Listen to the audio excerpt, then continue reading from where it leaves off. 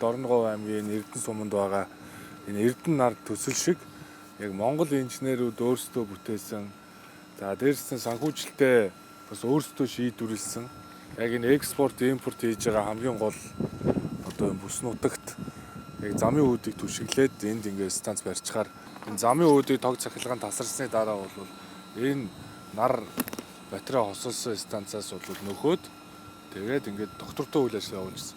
Тэгэхээр бид өнөөдөр яг ингээд Дорногов аймгийн Эрдэнэ суманд зорж ирж байгаа шалтгаан бол энэ сэргээгт гэрчмүүдийн тархмал их үүсвэрийг аймаг орон нутгуудад яг энэ жишгийн дагуу байгуулах юм бол биднэрт бас их болцоо байна. Тэгжээж энэ эрчим хүчний энэ доголдол алдагдлаас бол одоо салах юм байна. Яг энэ нар батарей хосолсон энэ станцыг барихад бол 4-5 сар зарцуулсан мөртлөө бусад бичиг цаас дүрм журам чинь баг 10 жил зарцуулж ирнэ гэж харамсалтай байхгүй. Тэгэхээр тэ зөвшөөрөл авах га тэгээд ингээд бүх энэ бичиг баримтын шатаамжлах чинь маш их.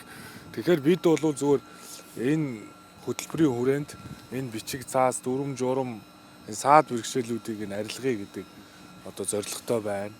За дээрэс нь энэ ногоон зээлийг одоо санхүүжүүлэх одоо бүх төрлийн одоо арга механизмыг судалж одоо тодорхой болгоё.